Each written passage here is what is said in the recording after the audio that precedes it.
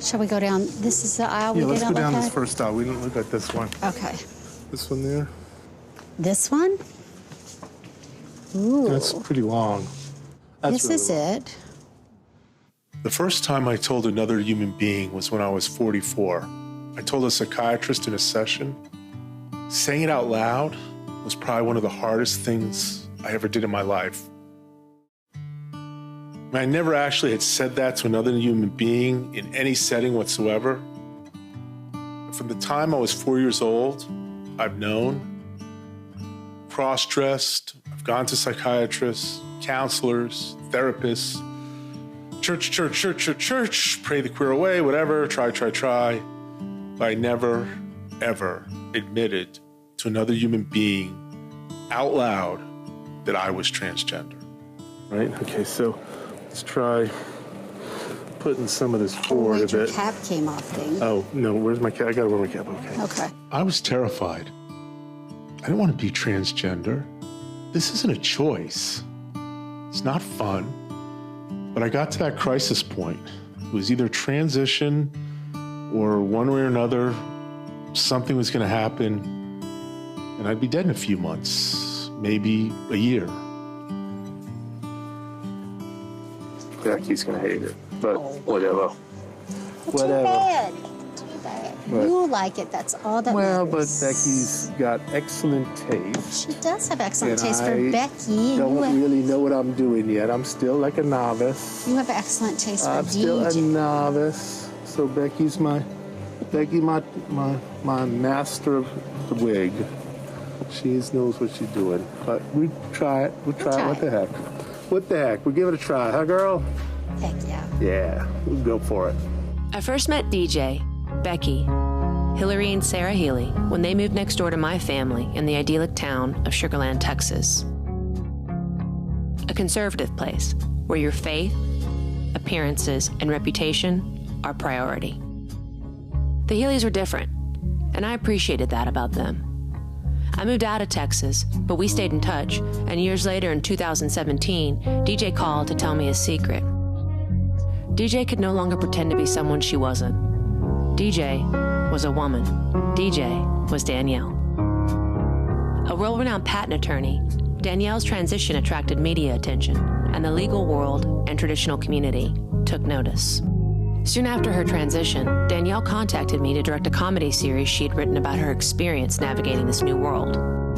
After a day of shooting, it became clear that the excellence Danielle brings to her legal career did not translate to her acting ability. What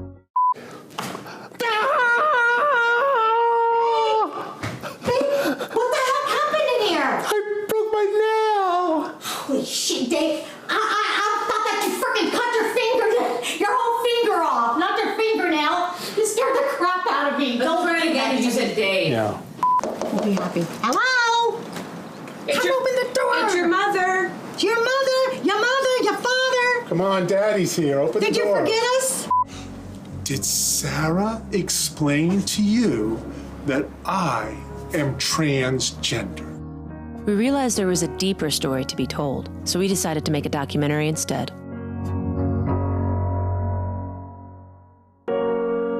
When you look at me, am I playing the part right? Who do I have to be so I can start living? They say I'm done to embrace that it's ending. Can't they see for me life's just beginning?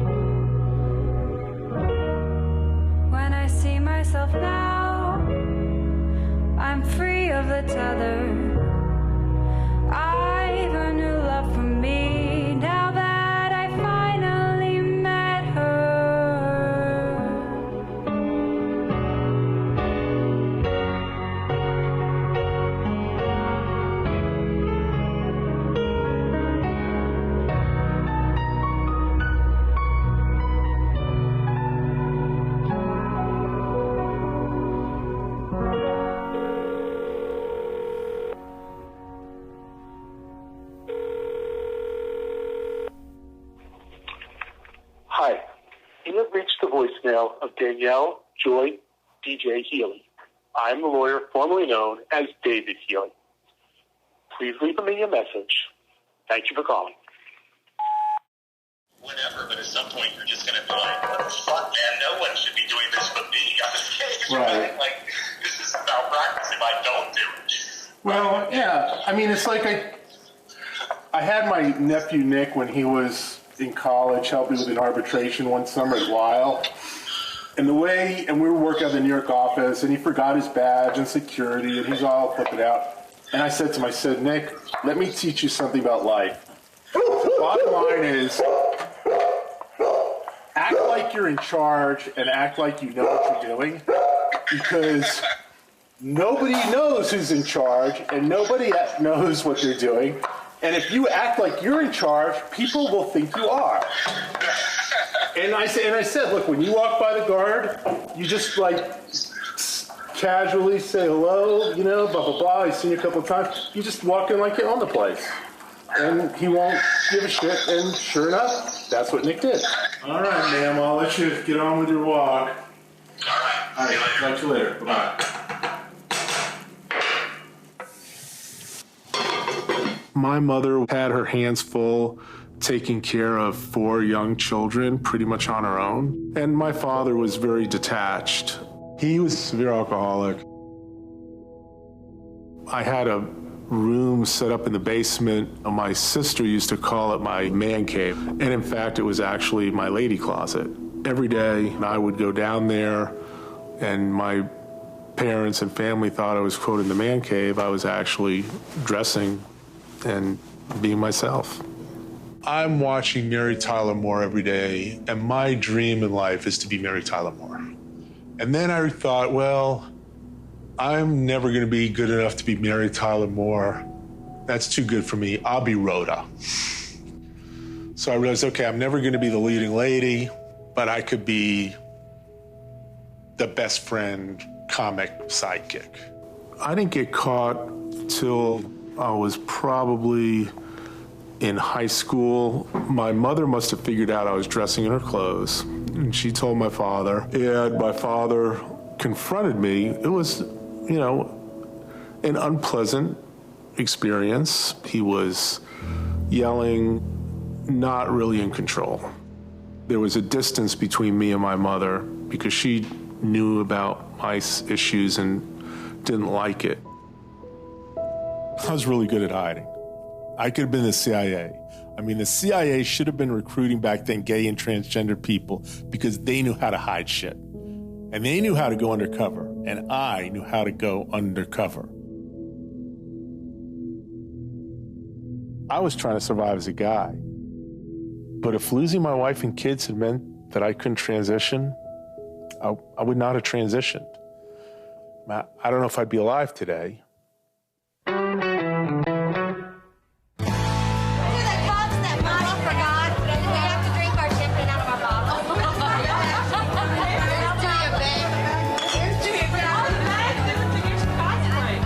I am Becky Healy.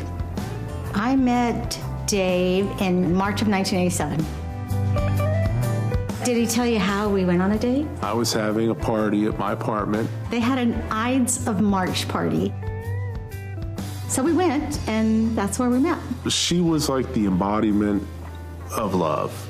And she just looked at me and she said, hello, you know, like, are you going to ask me out? And then it's like, oh, okay, I'm supposed to ask you out, you know. She said, where are you going to take me to dinner? I said, where do you want to go to dinner? She said, Papados. I said, okay, you want to go to Papados? And then she says, when are we going? I said, when do you want to go? She said, the day after tomorrow. I said, okay. It was comical almost. And so I went to Papados with her, and we ended up closing the restaurant down. I knew right then that we were going to get married. I knew right then, that first night, as they were vacuuming and picking up food and crap off the floor around us, that we were going to get married. Who eats the top of the egg food cake? Only the top, the very top, the best part. Becky. Becky eats the best part and leaves the other part for people. He wasn't pretentious and wasn't pretending, just was having a good time who he was. You know, you date so many people and you just you learn what you don't want and what you don't like. I probably was at that point where it was just like, okay, I was just done with the bullshit and, the facade and the pretending and trying to dress up and, impress people. And I'm not that kind of a person, and neither is Dave. Everybody on this front row, stand. I want you to bend from the waist and bring your face down closer. Becky, do it. Being a person who had always had a hard time feeling loved because of my transgender nature, I'd always had that sort of hole. And Becky really was just a magical person who was love itself. Oh my God, we're all so young. Oh, you were fun. Oh, look, oh, cool. This is my whole family. Okay, this is the funniest picture because everybody asked me why I wasn't wearing white at my wedding. They thought I was my sister sitting on Dave's lap. Why didn't you wear white? I am. It's your sister. That's my sister. Everywhere we go, everybody asks. Thinks we're twins. Did you ever make that mistake and make out with Ruth? No. Not that you remember. Oh my God! You did not get that on tape, did you? She got that on tape. Here. I am Becky's sister, Ruth. I'm older, although she's a lot bossier. You'll be okay then. Okay. Ready? No more champagne. Dave is so funny that he's doing this. Doing this thing. This, yes. Why? Oh, I think it's great. But why do you think it's great? Why do I think it's great? Well, it exposes things that most people have no idea exist. I had a pink pen, and I was so mad when I lost it. Yeah. Because every time I pick it up, I'd say, "Come on, Barbie, let's go party." Because it was pink, like Barbie pink. Fuck yeah. I spend a lot of time with Becky, and even if we don't spend time together, we talk every day, several times a day. Probably since after college, yeah. We're very close. Oh my God, shut up. Baby girl. What happened? You didn't know that when Dave got married, he laughed.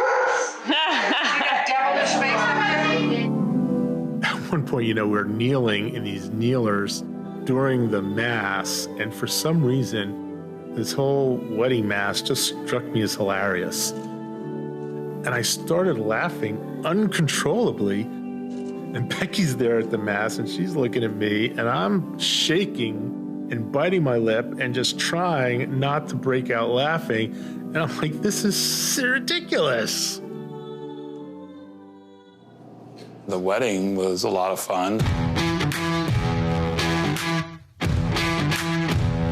My name is Michael Healy. I'm DJ's younger brother. I'd like to make a toast to my beautiful new sister-in-law. Welcome her to our family. We love her a lot, and may you all be happy forever. Yeah. All right. This is my studio. It's in my home in Houston, Texas. Built in 1910. There's David. He had a beard. He always had a beard.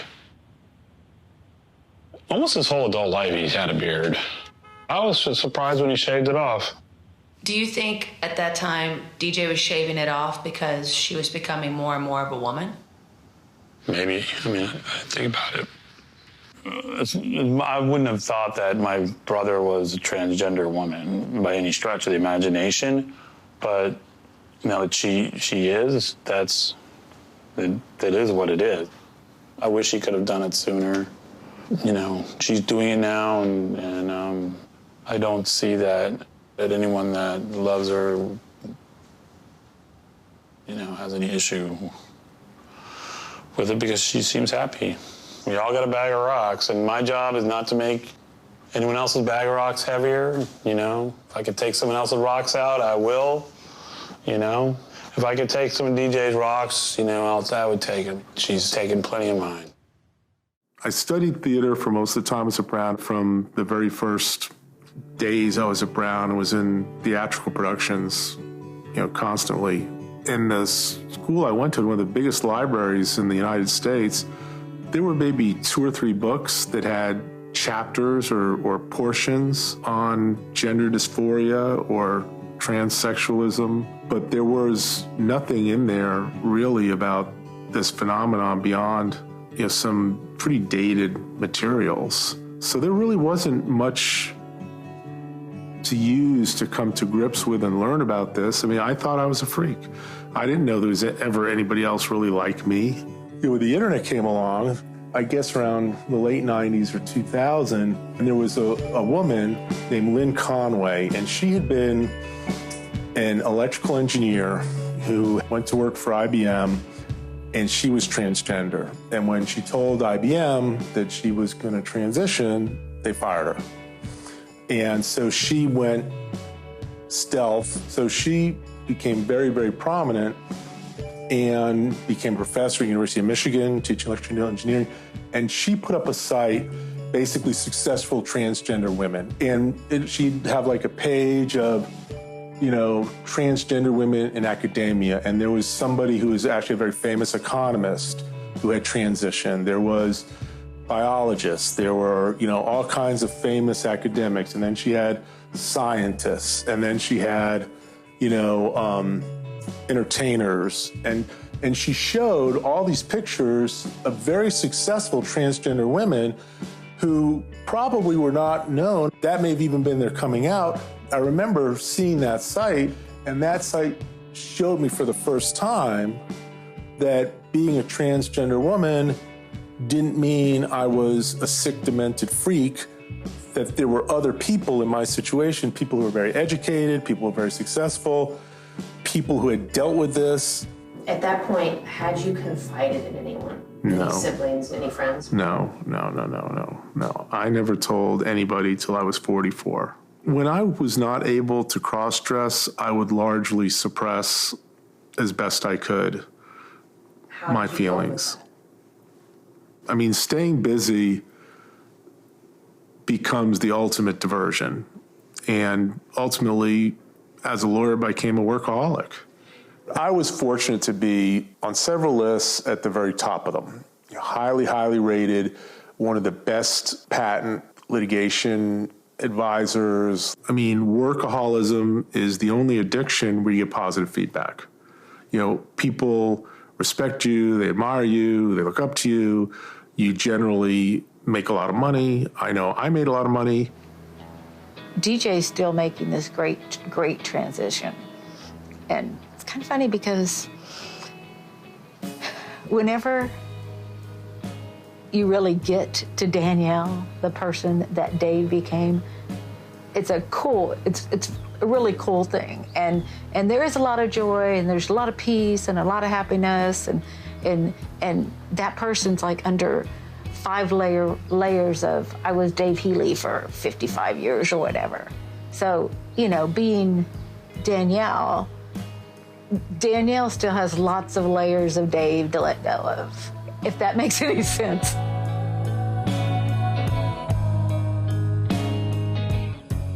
There's different Daves in different time periods. But overall, the initial Dave was this incredibly fabulous person. Generous, loving, kind, understanding, fun, and then became very hardworking, and then became very evasive, just alone and angry. I would be home 2 days a month. That's not 2 business days, that's 2 calendar days a month. I would be in Paris, I would be in Seoul, I would be in a place called Gumi, South Korea. My life was way out of whack. And, at a certain point, it was just so out of whack that I was myself getting detached from my family. This is Hillary, and this is Dave. One of my biggest regrets is that I missed my oldest daughter growing up from 6th, 7th, and 8th grade. I just missed 3 years of her life. And no amount of money was worth that.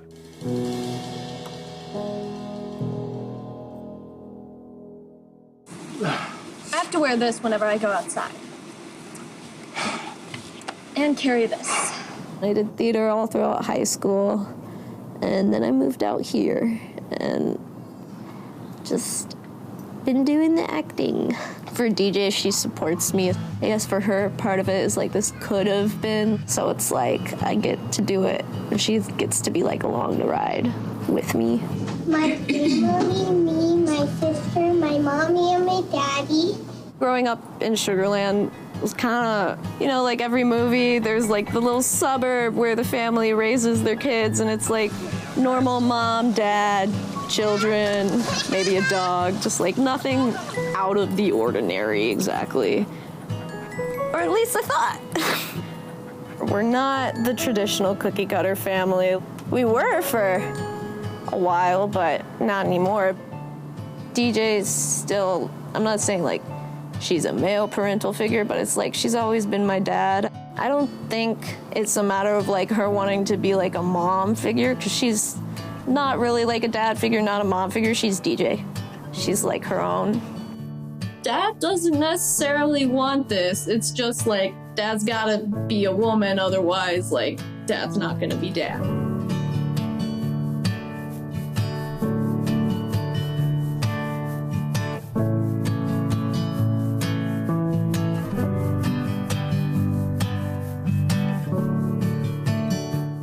They did a really good job of keeping things hidden, at least from me, to where like I didn't ever have any sort of like suspicion anything was like not what it seemed. I do remember thinking like, damn, why doesn't dad care that he just wears a bunch of different polo shirts that are different colors but the same shirt every day? And he just tossed one on, like didn't really care if it had holes in it or whatever. So I'm like, oh, that makes sense. Like your appearance wasn't really like what you wanted. Like you couldn't dress how you wanted, so you were just like, screw it. These are gorgeous. Thank you. Daddy? Mm-hmm. These are for Dad? Yeah, in a minute. Wow, these are so nice. And these are just the plain ones, and then there's other ones too. These are great, Hill. I love this shirt. Oh, Now the other bag, Hillary. Where's the other bag? There's, wow, look at all this stuff. Underwear. And Daddy, your left. Now you have new shirts, so now you get to clean out your closet. Wow, well that'll be Daddy's project this week. In New York, I would shop in guy mode, but you know, women's clothes, travel. That must have been so fun for you. I'm sure I'm here too. Oh, Avenue. Do you remember how many times Danielle was like, you are not going shopping with me because apparently I am the source of the expenses. Very expensive. I am Anita Kadala, and I have known DJ since 1994. I studied computer engineering in college, and there are very few women in my classes anyway, so beyond that, you had to go to law school. In order to play in the patent area, at that time, they wanted people that either had a lot of litigation experience or an engineering and hard science degree. DJ, she always had a lot of respect for you, no matter whether you were male, female, you know, whatever race you were, whatever religious beliefs you had, she still had a lot of respect. And so that was one of the other reasons why I gravitated towards her. We became fast friends. We worked on cases together. We had a lot of trust and still have a lot of trust for each other. I gave Danielle her name. I did not know that. Yeah, I did. But we would go on business trips together, and she would dress and we would get to go out and have fun. I initially called her Danielle Jade because she's such a jewel to me. And then when she came out, our friend Cynthia decided she should be Danielle Joy because actually coming out brought her so much joy. So therefore, she's got a little bit of Cynthia, a little bit of me in the name DJ.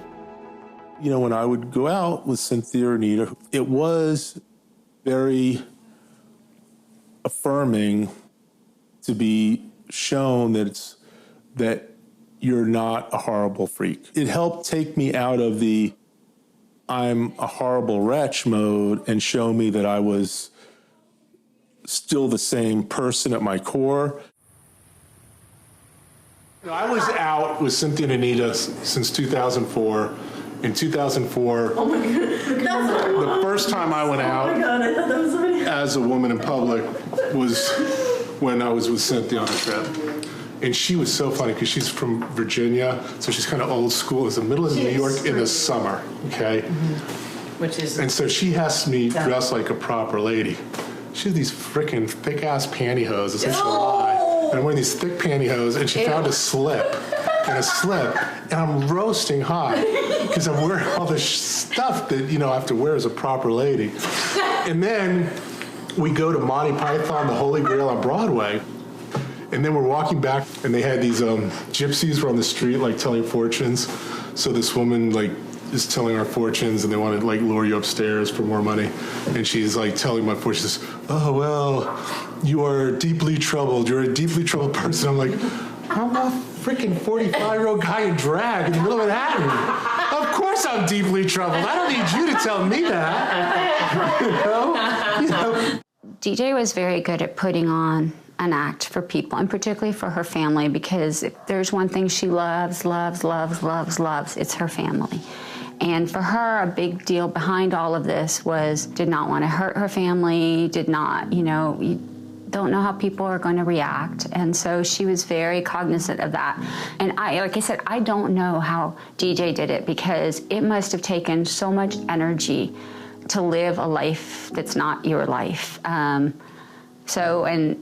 But DJ did it for the right reasons. I mean, she adored her family, and that was the thing that was above all else what drove her to try to do this in a way that would not impact her family in a negative way. I can't even understand how somebody can live the life that she had to live without being able to be her true self all the time, just only on certain moments. So, and that makes me really sad. So we would go out when we were out of town so that she could actually have these moments of being herself. And the light that would come out from her when she would get to dress up and go out and be herself was something that I would have given my life for, just so that she could get to do that. Sorry.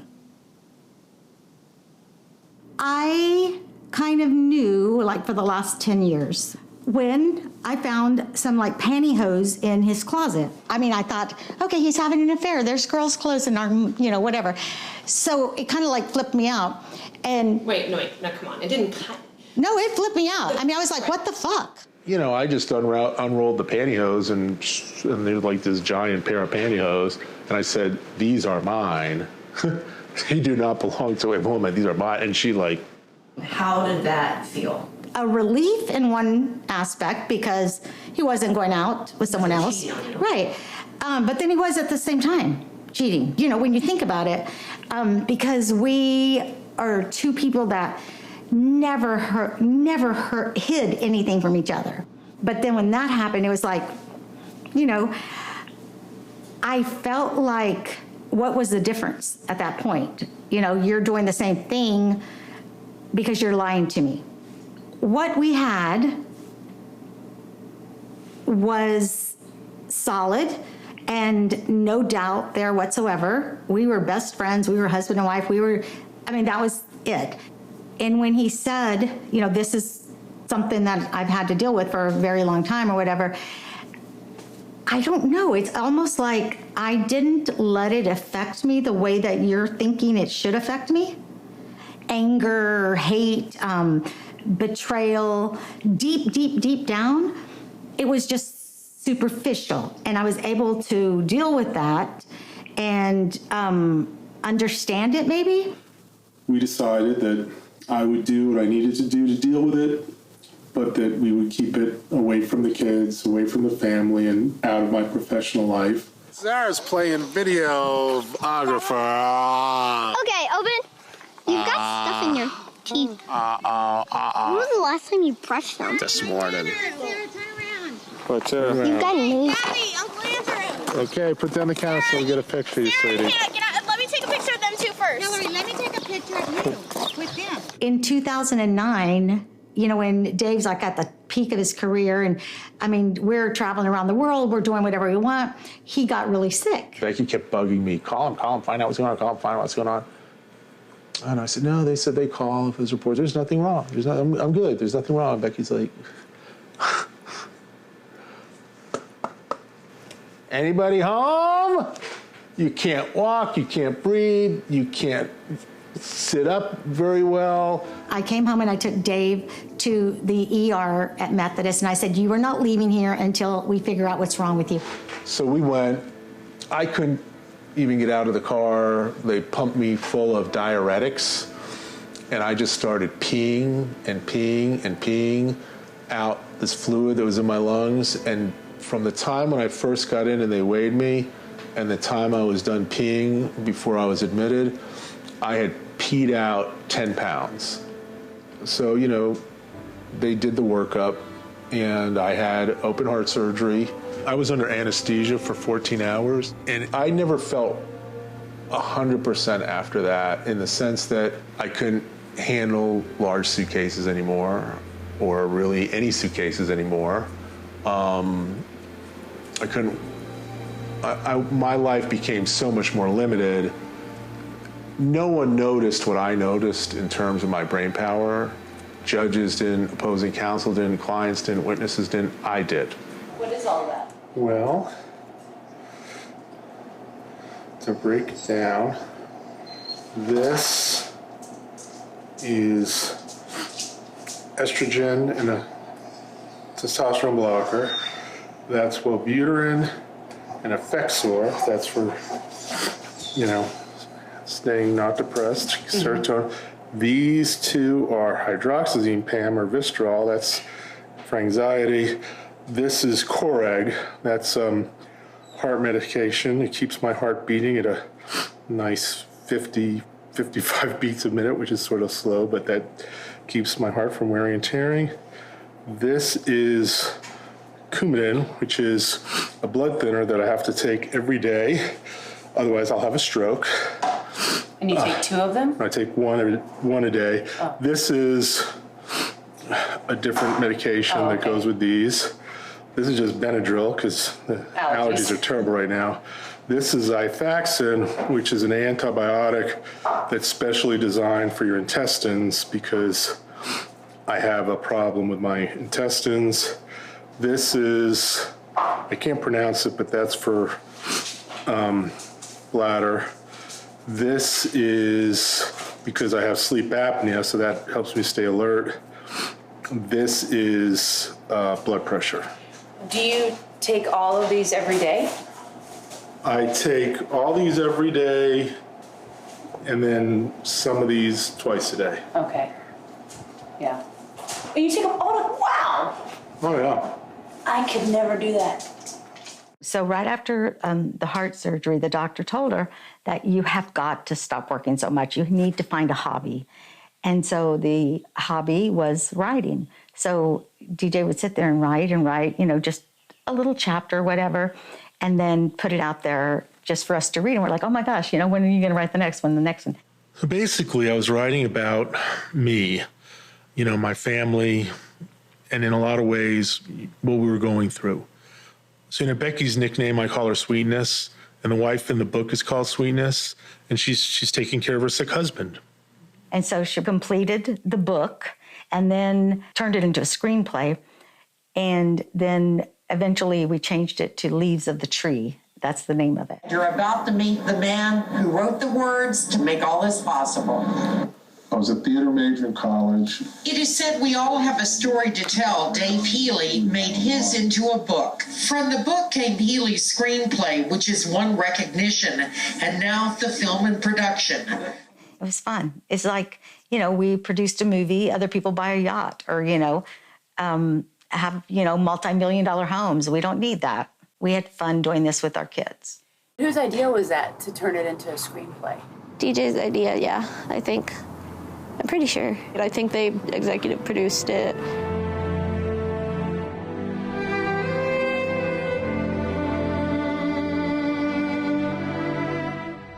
Eric Roberts played my dad. Sweetness, where are you, baby?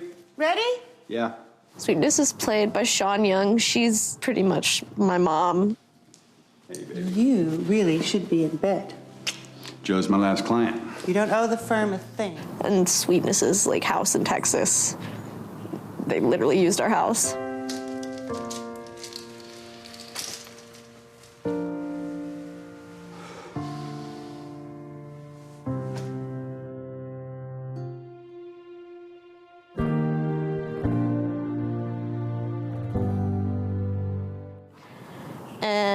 I played Danielle. Cheers.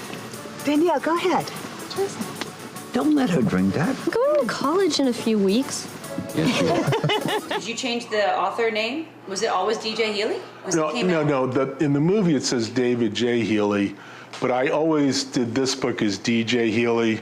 Really? Yeah, well, because at this time I was having a lot of difficult issues, and I would rather be called DJ, and I didn't really like the David, but, I've been coping explicitly with being transgender for, at the time this book came out, 7 years. A lot of therapy, psychiatry, and the goal we had with my therapist was to have healthy outlets for it.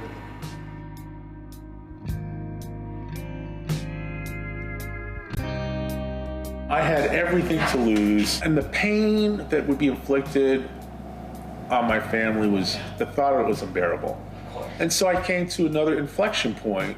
You get to a point where you have to decide if you're gonna accept and manage and deal with being transgender, or let nature take its course.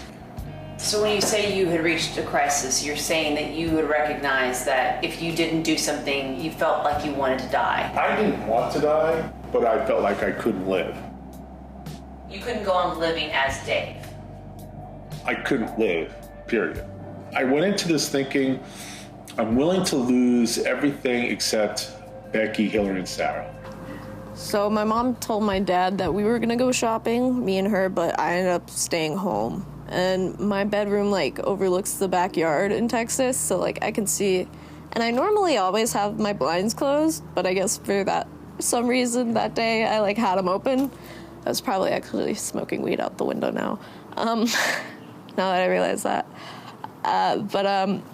Yeah, she was in the pool wearing a lady swimsuit, and I was like, this doesn't make any sense. So I texted my mom and I was like, why is Dad wearing your swimsuit? So I ran up there and she opened her window. She goes, Mom, Dad's in your bathing suit. And I was like, what the heck? And so I looked out the window and sure enough, he's in a bathing suit. He's not mine, but it's his. So I went downstairs and I went out there to talk to him and I said, Sarah just saw this. You're gonna have to deal with this now. I totally went ballistic. I was like, what the fuck are you doing? You should have, you should talk to Sarah. You have to talk to Sarah now. He is freaking out. I didn't think anything was going on. I was just like, Dad's weird as hell. He probably just couldn't find his.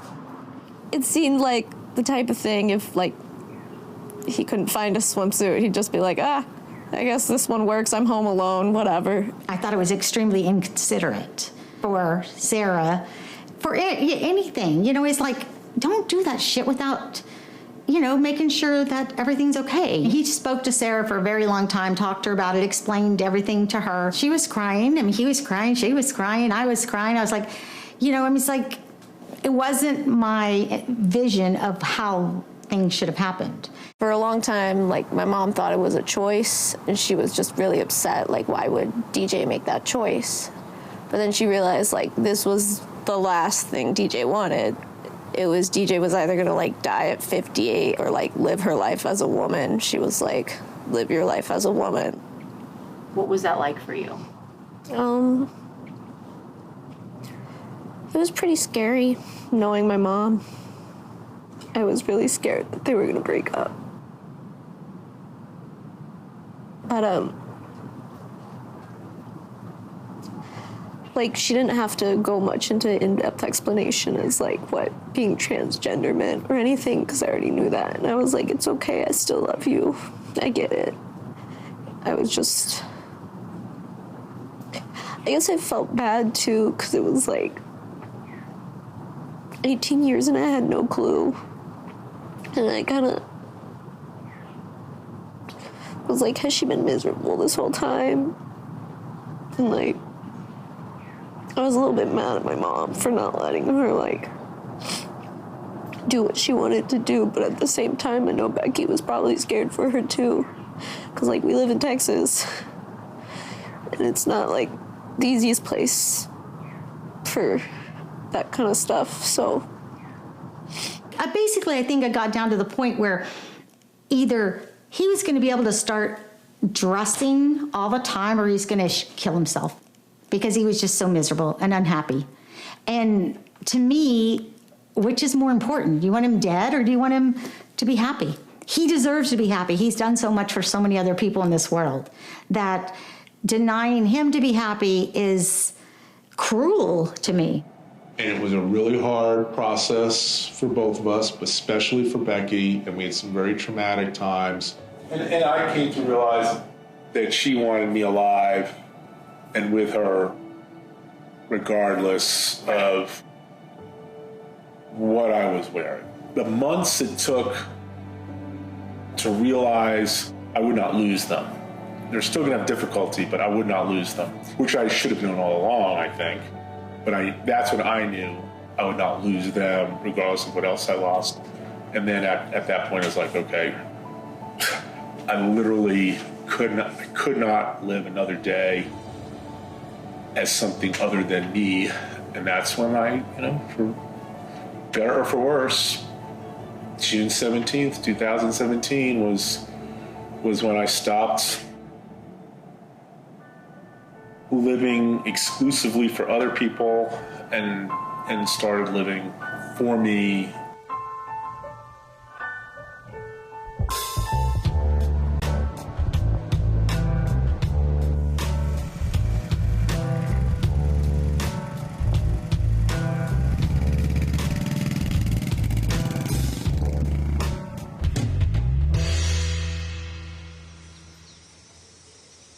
Did you know Kelly? Kelly, how are you? There is another transgender woman that I would like you to talk to for a while. Her name's Jerry Young. She's a friend of mine. And this is all homemade? Yeah. Today? Today. No, and that's black cherry. Okay. But she had the opposite experience of me. Can I tell you a tasteless transgender joke? What's the difference between a cross-dresser and a trans woman? 2 years. Whose joke is that? Yours? Do you know how many trans women it takes to change a light bulb? It only takes one, but she needs letters from 2 different therapists to verify that it does need to be changed, and she needs to wait at least a year.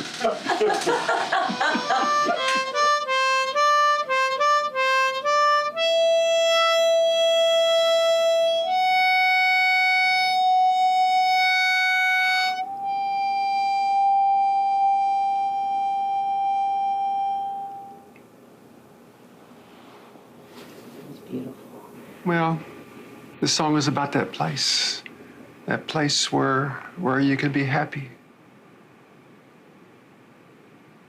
where the world's not beating you up. I want you to be comfortable in my home.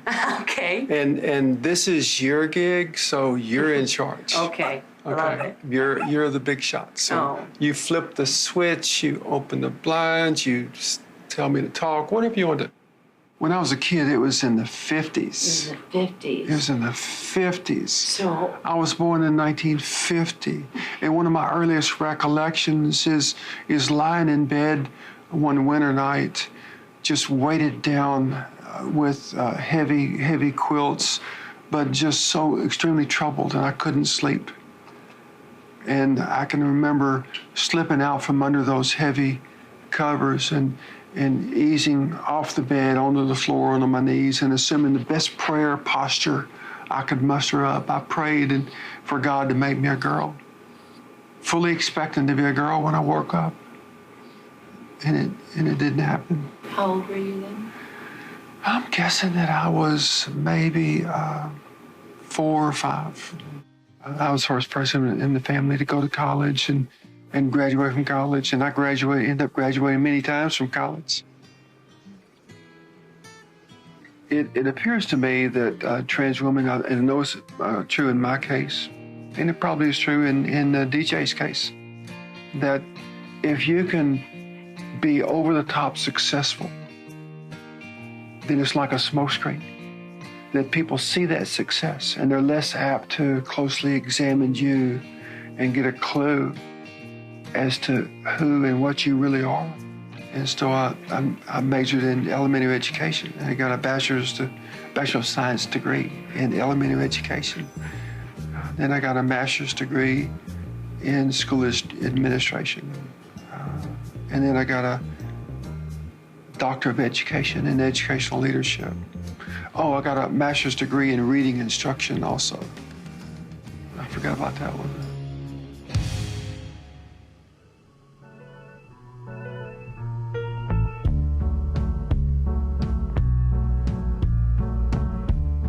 So I have 7 dozen cupcakes. Okay. And I'll be parking in the maroon lot. Right. When I leave the house, I will message you. And can you work on bringing the golf cart to the parking lot? Yeah. Also, instruct the golf cart driver. They will be admitting or bringing 1 guest in. Right. Listen, Captain, I need to get ready. All right. See you soon. All right. All right, bye. Love you. Love you too. Let's rodeo. Let's rodeo. Yeehaw. I bring baked goods every place I go. Minette and Christina are tied for my best friend. No. It's a competition. I do volunteer work with the Houston Livestock Show and Rodeo. To get all that stuff baked and to get it up to the rodeo grounds and through security and across the grounds and get it there in good shape for everybody to enjoy, there's a challenge in that. My job is wrangler, and it's kind of like a supervisor. Check on my ticket sellers, make sure everything is going well. If they need a break, I'll step in for them. It's a pretty cool thing to make people smile.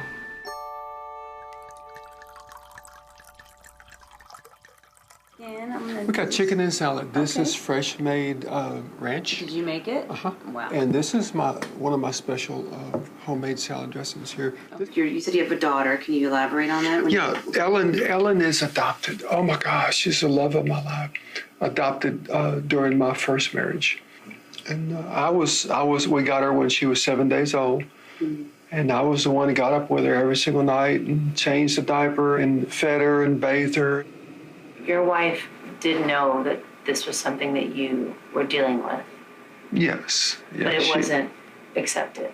It was never accepted. She wanted me to get help, but her idea of help was someone to make it go away. In an effort to relieve that internal conflict, that angst. In my case, I would get sneaky and deceptive. And I would say that I was someplace that I wasn't, so that I could be someplace where I could be myself. And it's nothing immoral, it's nothing against the law. Meet a friend for dinner. Maybe it was an overnight trip. I actually did some Christmas shopping one year, living as myself. Just the need for little episodes of authentically being yourself required great measures of deception. And some of that, came to light, which is not a good thing for a relationship. And I take full ownership in that. So, the relationship just cratered, and she left, and I transitioned. You were 60 years old when you finally were able to come out, correct? No, I was actually 66. Well, it feels great, except that, nobody wants to begin life when you're 70 years old. At the same time, I came out to my daughter and let her know that I was transgender. And she was supportive at first, but that support just stopped for no explanation. And I've not heard from her in several years. My gosh, it's like my heart breaks every day, over and over and over. And, you know, people that don't know might think that time will heal and that things get better, but they don't.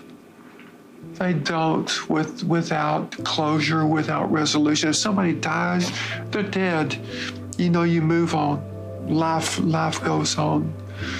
But when your daughter is still alive and you experience that loss over and over and over, I love them just as much as I always did. You know, maybe I didn't always show it the way they needed me to. I don't know, but I'm just human.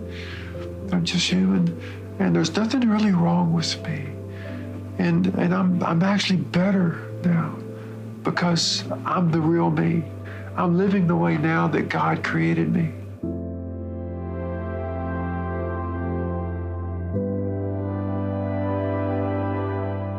Yeah, my next door neighbor, when I first moved in, we were talking and I brought the subject up that I was transgender. And she said, well, I don't believe in that because I'm Christian. I said, can you explain that? She said, well, I grew up Catholic and I don't believe in transgender. And I said, how does that work? Anyway, she's my best friend now. Joy to the world, the Savior reigns. Let all the songs endure.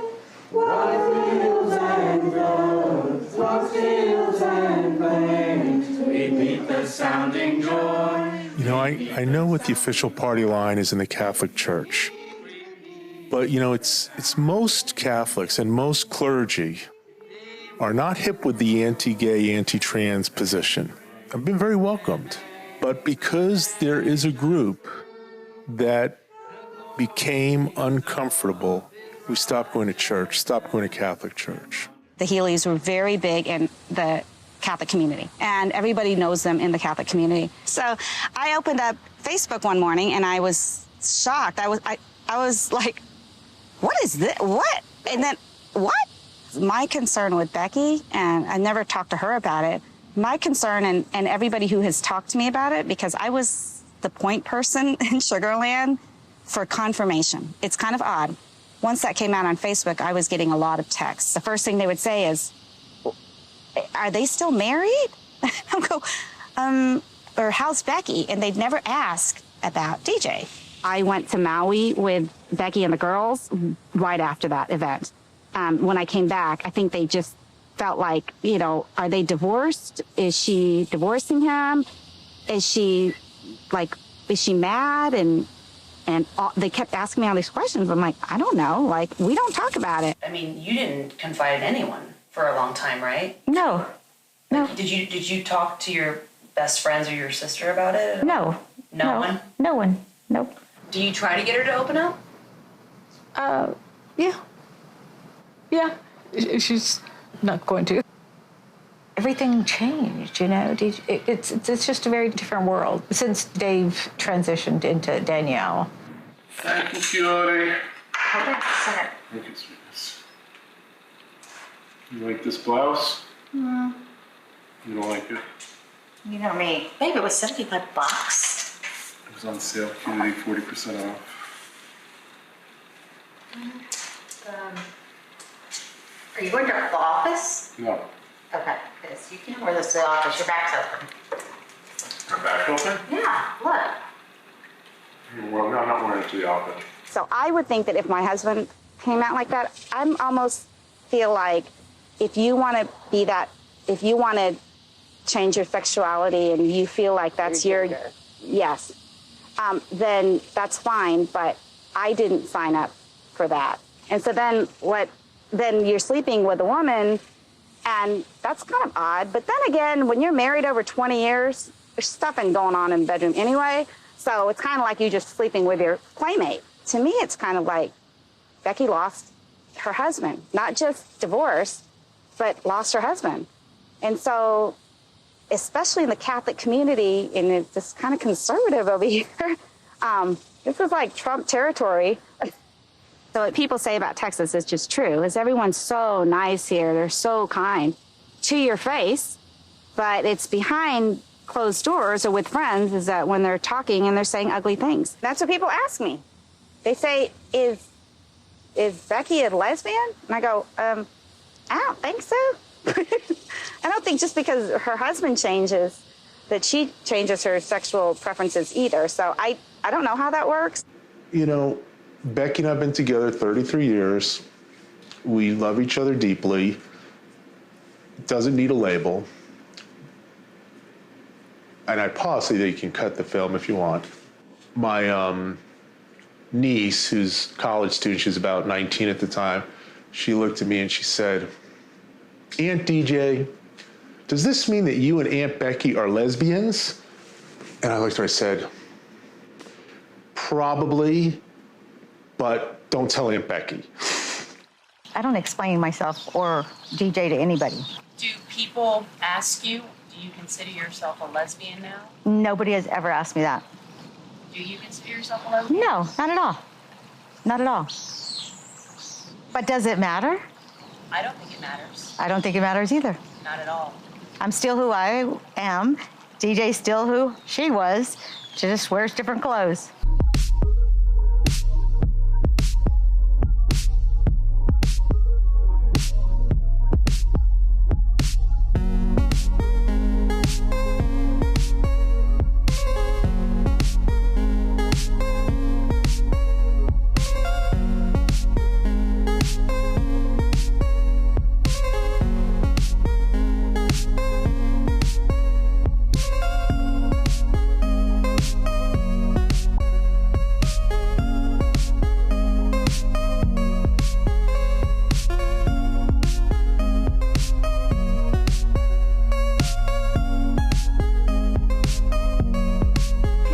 To her. And I think that was true when she was Dave, and I think it's true now. But it's almost like that personality, that trait of hers is magnified because she's so happy. I had the really awesome opportunity to go to family court and work with Danielle to change her name officially. Danielle does so much work in the pro bono field. Like, not only is she a badass in patent law, like, and anyone will tell you that, like, I came to Texas because people have said, like, the reason why you practice in, like, patent law is to, like, work with Danielle. And, like, I'm not even joking. Like, you're so notorious in the best way. But, like, she also has just been giving back so much in her pro bono work, and it's incredible. My energy level is there. My willingness to help is, like, over the top because I know how much help these people need and how much they're suffering. And I also feel like, look, I took advantage of riding off of the backs of my LGBT sisters and brothers for decades.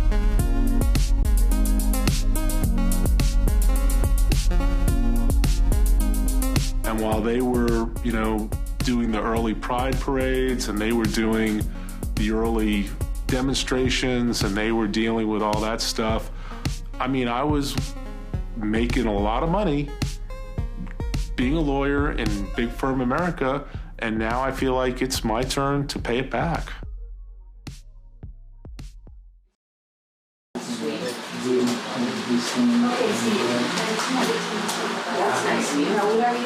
The best part about it Y no dejaron a Raúl entrar porque no era abogado y había ido, entonces por eso terminé yo en el teléfono.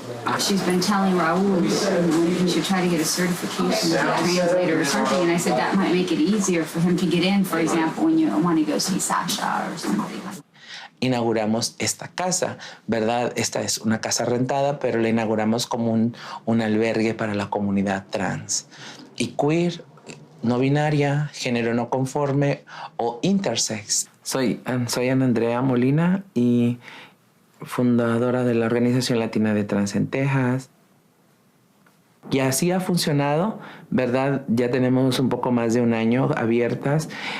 Afortunadamente hemos conseguido los recursos para continuar un año más abierto. Bueno, pues soy una sobreviviente como mujer trans de la violencia que vive en mi país hacia las personas transgénero y hacia las personas de la diversidad en general, ¿verdad? El asunto con la comunidad transgénero es que se agrava aún más porque pasamos doble vulnerabilidad por no estar dentro de la normativa de la sociedad culturalmente hablando. Lamentablemente estamos emigrando porque seguimos siendo asesinadas en nuestros países, pero a decir verdad, no es tanta la diferencia en este país. Pero en definitiva, por ejemplo, en el estado de Texas, que es un estado siempre republicano, que todo lo que está fuera de su normativa está mal. La administración ha sido más dura este último año, desde la legislatura en Texas y la administración de Trump ha sido un ataque completamente directo a la comunidad LGBT. Ya no por ser inmigrante, sino por ser LGBT. In his wisdom, God intentionally made each individual uniquely either male or female.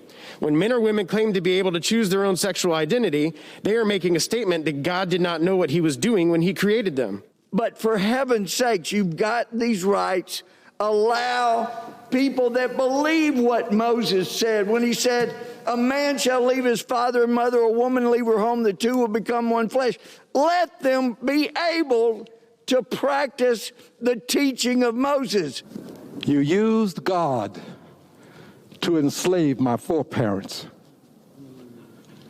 You used God to segregate me in school.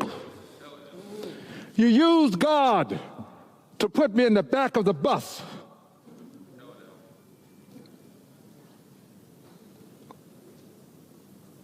Have you no shame?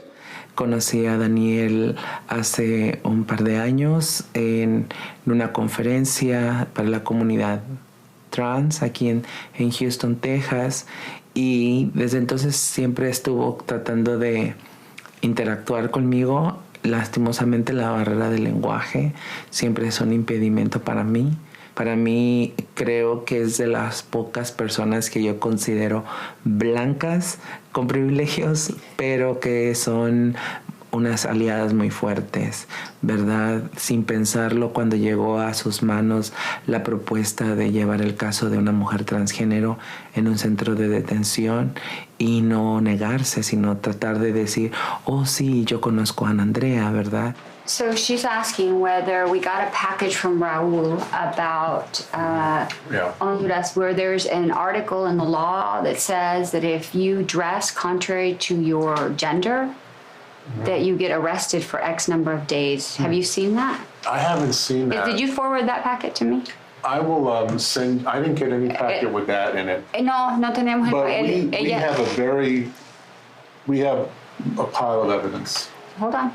So what happened is the way I got involved initially was DJ went to the detention center and had taken Raul, who works with Andrea, and they are not lawyers, and they cannot, so when they go to visit somebody in the detention center, they have to go in as friends. Well, apparently Raul had already used up whatever points he had to be able to get in, and so here's DJ. Sasha does not speak English. The phone rings, and it's a number I don't recognize, which I rarely answer numbers that I don't recognize, but I thought, I'm going to answer this one. And it was DJ calling me from the detention center saying, hey, can you help me? I need an interpreter. I'm representing a 19-year-old transgender woman from Honduras. They came from far and wide, migrants from all parts of Honduras, gathering at the bus station in San Pedro Sula and settling in for a long night of camping out before a dawn departure. This caravan of families set off on the harrowing journey to the United States. No me gusta recordar mi infancia en Honduras. No sufrí mucho, sí sufrí, pero creo que tuve que huir, no porque yo quise. Por la incorrupción, por el vandalismo, por la inseguridad, por el racismo. Cuando hablo de racismo me refiero a género y religión.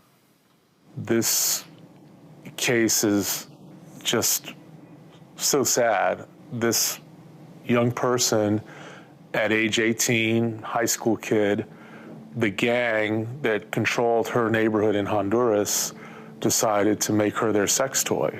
And in a period of about 2 weeks, 4 gang members forced her to perform oral sex and then raped her 10 times. O sea, toda la comunidad LGBTQ en Honduras, esa comunidad somos como que muy odiadas. No nos permiten ser libres, no nos permiten vivir como queramos y tampoco es muy duro porque no puede una mujer transexual no puede salir a la media calle sin que porque en cada lugar de Honduras hay muchas bandas. Las propias policías del estado de Honduras lo mataban. La mataban a transexuales y yo sentía mucho temor por eso. And when she tried to escape to her grandmother's house in another part of Honduras, within 2 days, they tracked her down, found her, went the 300 kilometers from her neighborhood to her grandmother's house, and the 4 of them forced her to perform oral sex on them, and then all 4 raped them. So then she and her mother got money together to put her on a bus north. She had relatives and friends in the U.S. Y ellos me preguntaron, ¿cuál es su nombre? Y yo dije, mi nombre es Sacha Samantha Simón. No. ¿Cuál es su nombre legal? Soy una mujer, señor oficial. Y el oficial me dice, creo que solo hay 2 sexos. Está hombre y mujer. No puede haber más. Así que yo no veo eso. Jamás en mi vida he estado encerrada. Y me sentía una delincuente, una persona que no debería estar ahí. Y más que en la detención, las camas olían muy horribles. Aparte que olían muy horribles, las sábanas olían horribles. O sea, lo duro de la cama, cuando te levantabas, amanecías con dolor de espalda. La comida. Yo toda mi vida he sido como una persona que come mucho y a mí me ha gustado que come mucho. Aparte que en la detención llegué hasta el punto de que habían cosas que no me gustaban y que me hacían daño, pero lo tenía que comer por hambre, para no sufrir hambre en la noche. Porque la verdad es que donde yo estaba en una celda donde había muchos hombres, muchos hombres. Y todos ellos, hay veces, cuando hay gente nueva, empezaban como a decir, viene gente nueva. O de repente decían, viene un maricón. O sea, lo que hay dentro de las piernas no importa. Eso no identifica tu género. Somebody's making real money off of ICE and the federal government with these prisons. It's nuts. I have represented criminals in the Texas Department of Corrections who are really nasty, horrible people who've done nasty, horrible things in different court-appointed cases. This was much worse than Texas Department of Public Safety facility, and those are not nice. This is what a ticking time bomb looks like, according to a facility manager inside an overpacked detention center in Texas. A new Homeland Security Inspector General report shows migrants wedged together inside overcrowded rooms. She was about to be deported because the way our system works is if you don't have a lawyer and they're not required to appoint a lawyer for you in immigration, in effect, you get deported. And so just about a month ago, some folks from some of the civil rights groups I work with tracked me down one evening and asked me if I would represent this lady. And I had the court hearing, got the judge to basically give us a do-over. We had to file 1,250 pages of briefs, affidavits, and other evidence to show that she was, in fact, subject to being persecuted, and I mean persecuted, I don't mean, ridiculed, I mean being raped and killed if she gets returned to Honduras, that the police won't do a darn thing about it, and that she needs asylum in the U.S. Her hearing is in a couple of weeks, and so, we're hoping for the best. It's just ridiculous that we keep someone who is the rape victim in prison for 6 months with the threat of being shipped back to certain death in Honduras, as opposed to treat that in a realistic way where the outcome is she's going to get asylum, or she should get asylum. So let's start making it work for the government. Let's start making it work for the city of Houston. And let's start making it work for her. Houston's Proposition 1 bathroom ordinance. What does it mean to you? Any man at any time could enter a woman's bathroom simply by claiming to be a woman that day. No one is exempt. Even registered sex offenders could follow women or young girls into the bathroom, and if a business tried to stop them, they'd be fined. Protect women's privacy. Prevent danger. Vote no on the Proposition 1 bathroom ordinance. It goes too far. What Dan Patrick, the lieutenant governor, did in 2017, he tried to push through a bill that prohibited people from using the bathroom other than for the sex they were assigned at birth. This is a totally made-up issue. There was no record in Texas, or really anywhere else, of men masquerading to go into the ladies' room to assault women. If anything, what you find is people attacking transgender citizens in bathrooms, and transgender people are the ones who need protection. You can mark today as the day that Texas is drawing a line in the sand and saying no. The privacy and safety of Texans is our first priority, not political correctness. Seeley. Thank you, Your Honor, and City Council. I'd like to thank you, first of all, for creating an atmosphere in Houston that helped to save my life. I am transgendered. Surprise. And I just wanted to say that every transgender person gets to the point where they either choose life or choose death with a bullet, a bottle, or a needle. I was able to choose life because of this city. Most public schools will have 1 or 2, maybe 3 trans children, many years none. But every faculty member or staff member has to police that child and send that child somewhere else to the bathroom where they're not allowed, because they're not allowed to go with their classmates. That child is going to be made to feel less than. That child is going to be stigmatized. That child is going to be bullied. And when that happens, we see horrible things come out of it. So I think that what this city needs to do is continue to press our state representatives, to press even on Governor Abbott, to oppose this bathroom bill. A lot of my career success, I believe, has been because of my creativity and different strategies that I've come up with or ideas that I've implemented that were not on the standard playbook. I believe that creativity and strategic thinking and problem solving that I had to learn my whole life in coping with being trans actually translated into something that became very beneficial for my clients. And I also think that's one reason why diversity is so important. It's only when you mix it up that you're going to get a lot of different points of view of how to deal with the same problem and maybe get a new creative way that's more effective to handle a challenge. I can get instant acceptance because I am a white person who's educated with money. On the other hand, I've learned that being a middle-aged woman in our society is not the same as being a privileged middle-aged white man. I've been on both sides of the table, and I can tell you, girls, not close, not close. No, you're not in the club. Definitely not. And yes, there is a club. So there's still a long way to go. And I think a lot of younger women want to believe younger professional women want to believe, oh yeah, we've made it. It's like, you're a lot better off than you were, but as society and the legal profession as a whole, no. So I think society's got a long way to go, and I think with trans people, it has a long way to go.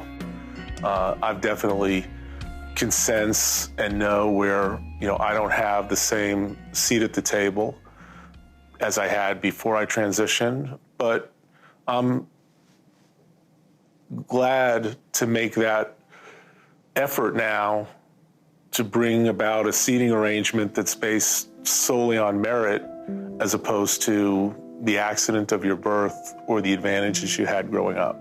Now that I'm a woman, I had an incident which was just blew me away, where I was in a nice restaurant in Georgetown, and this guy comes and sits down. We're eating dinner at the bar. This guy comes and sits down next to me. Becky's on the other side of me, and he just starts hitting on me.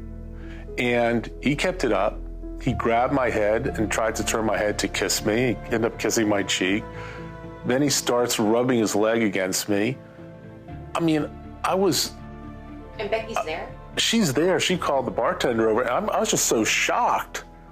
I didn't know what to do. I mean, in guy mode, I would have thrown his chair back. But as a woman being assaulted like that, I just froze. And that's the difference, I think, between a female perspective and a male perspective, is that until I was a woman, I became a woman full time, and I went through that, I didn't realize that happened all the time. I didn't realize that could happen to anybody. Here you go, darling.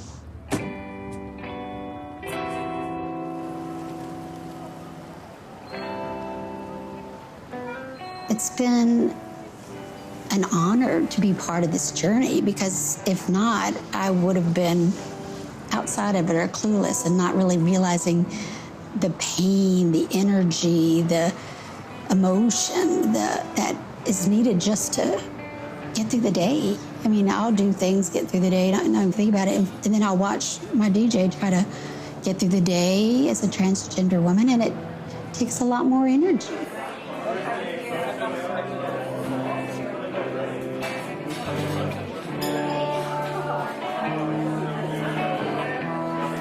And I think Becky's getting very frustrated with the political atmosphere in Texas, because it's really oppressive. I mean, to have this in the news every day, to have this in the newspaper every day, to have this be the big topic of conversation. And when it's trans, everywhere. I mean, trans people I know are really like depressed and stressed out.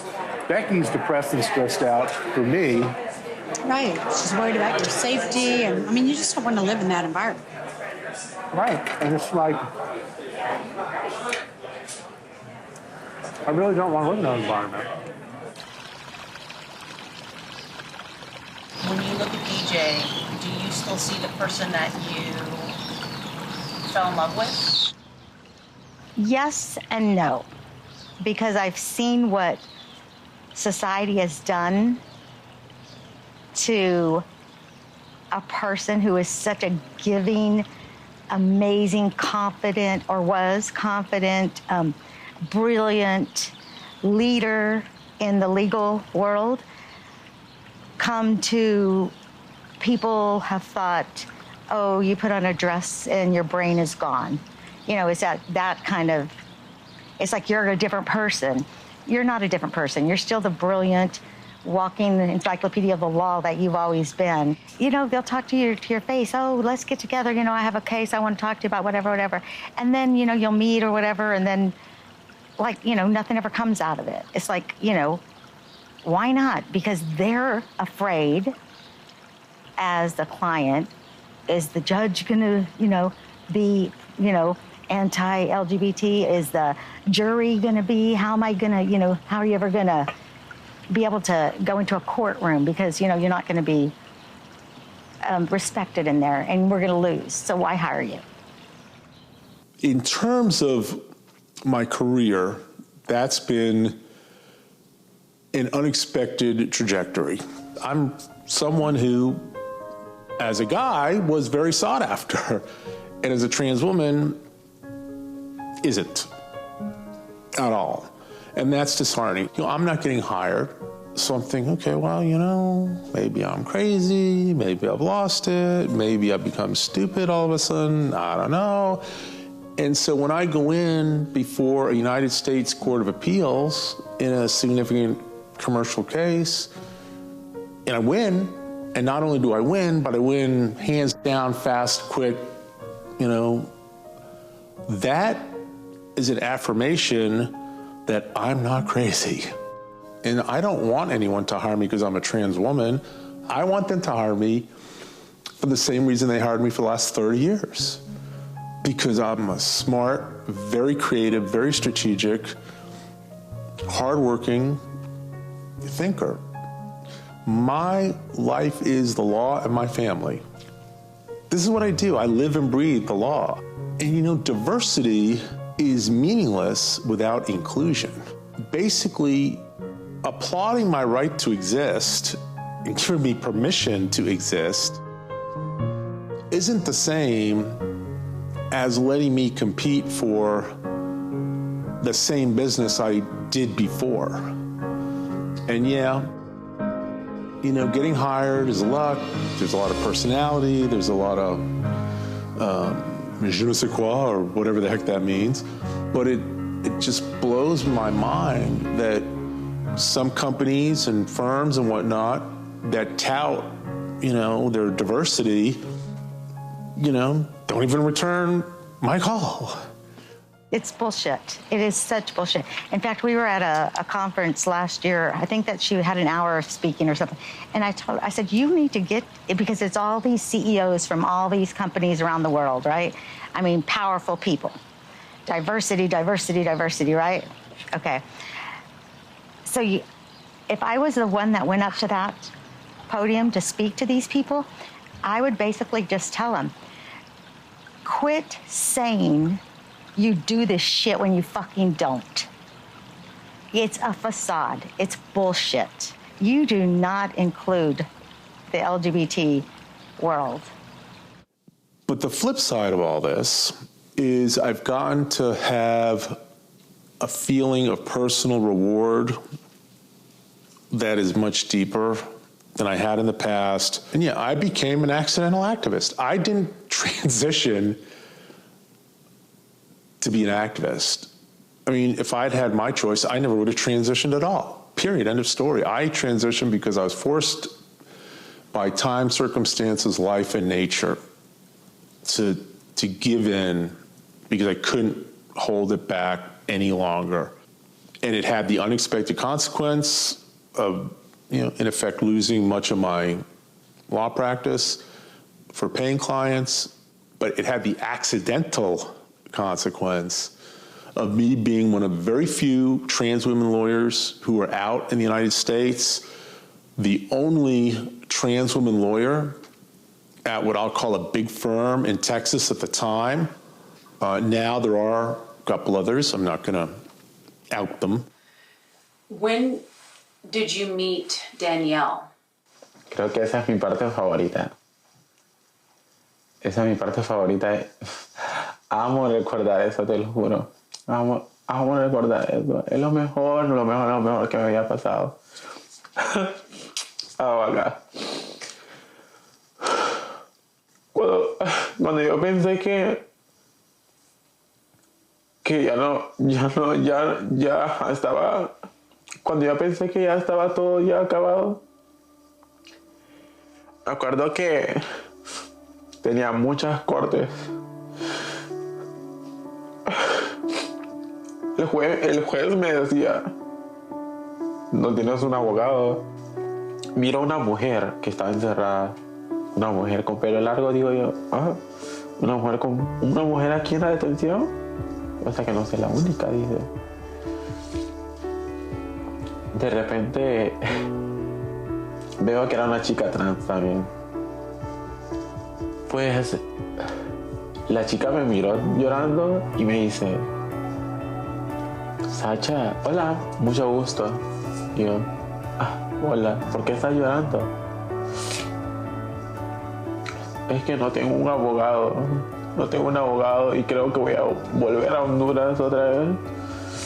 Y ya no puedo más con este encierro. Y viene ella y me dice, no te preocupes, estás en los Estados Unidos y no veas para atrás.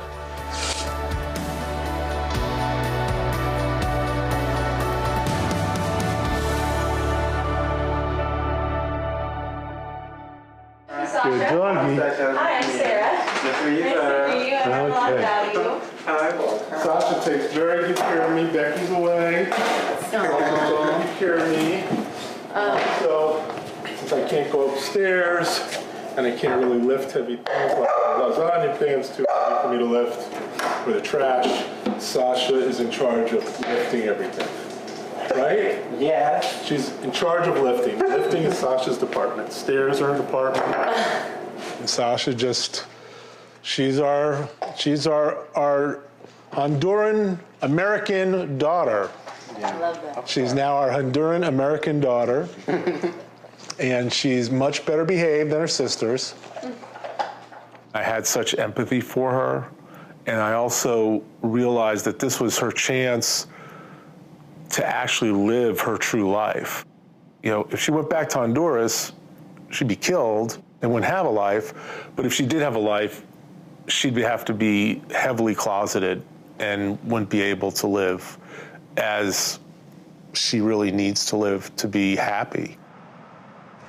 So my understanding the last day or two that they needed some things in Honduras, that this friend of hers is going to drive through Mexico, Guatemala, to San Pedro Sula, to where her mom is, and we're going to go to this fellow's place where he's staying and bring him these things. Okay, Sasha, give me your hands. Here, let me spray you first. Whoop, whoop. I remember when I'm young, when I'm little John, so me ponía like mop, the hair mop on my hair. So I put it up when my mom is not here in the house, so I put up the hair mop in my hair. I put it on I close my mom. I put on music. I'm mother in my house. I remember. So, how old were you, do you think? 5. Yeah. I remember I like Shakira's music. The Shakira, I'm dance Shakira. Oh my God. I'll say, I'm Shakira. Sorry, I'm Shakira. I'll say to people, people say me, what? I'm sorry, you man. You know Shakira because Shakira is a girl.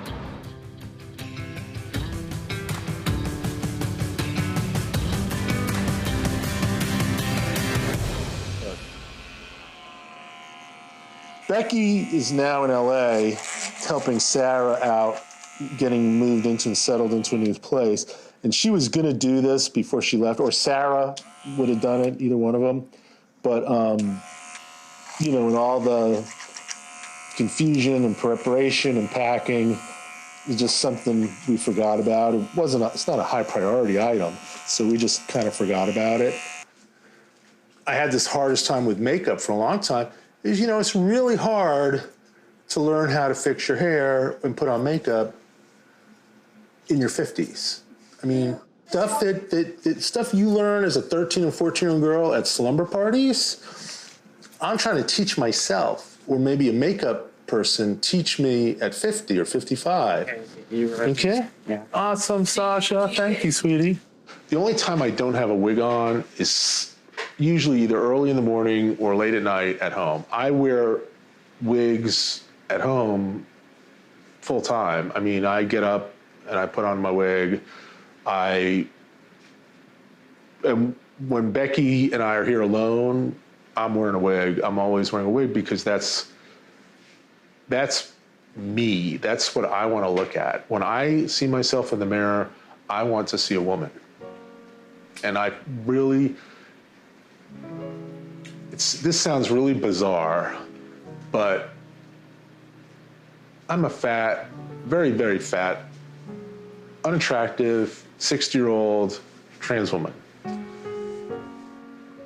But I like the way I look now, and when I look in the mirror now, it makes me happy. Whereas I spent most of my life avoiding mirrors because I hated seeing what I saw in the mirror. And now, even though I'm a fat old broad, I'm really happy with what I see in the mirror. What's been going on? Well, I'm good, so chilling. Her English has gotten so good. Oh my God. For real? Do you remember when... I was telling the story about, here, poor Sasha's behind plexiglass. You're sitting, we're in a room this big. I know when we would leave because we couldn't hug each other, we would do this on the glass. Do you think that you'll stay in Texas when you start your new career? Primero quiero ver dónde están mis oportunidades o dónde me salen mis oportunidades. Y si yo veo que mis oportunidades están en California, pues me quedo en California. Si veo que mi oportunidad está en New Orleans o New York, estoy viendo dónde me conviene más estar. Amo, quisiera que mi mamá estuviera aquí. Uf. Mi mamá siempre quiso ser enfermera. Creo que todavía puede hacerlo. Sí puedo presentar a Danielle a mi mamá y lo voy a hacer. Creo que Danielle, no sé cómo agradecer a Danielle. No sé cómo agradecerlo. Por tantas cosas que ha hecho por mí. Daniel siempre me dice que la manera de cómo pagarle es graduándome de la escuela. Esa es la mejor manera de cómo pagarme. Muy bien. Muy bien y con muchas sorpresas. Creo que tengo muchas cosas de mí. Tengo muchas cosas de mí que demostrar. Y eso es lo que me siento. Eso es lo que pienso. Eso es lo que pienso. Tengo mucho de mí que demostrar. Así que, claro, ¿por qué no? Hey, Sasha, come swimming, baby. You met Jerry earlier, right, sweetie? Huh? You met Jerry earlier. Yeah. I think y'all probably met at Ana Andrea's at some point. It's wonderful that Sasha, at such a young age, was able to accept herself and be herself and live her truth. Sasha! Oh my God! And she's gorgeous and warm and wonderful, and she's going to be a happy, fulfilled woman in her life. And that's awesome. On the other hand, I would not have traded anything. You know, my wife, Becky, and my two daughters mean more to me than anything in the world. And I would not have changed a thing if it would have cost me Becky or my kids. I don't know.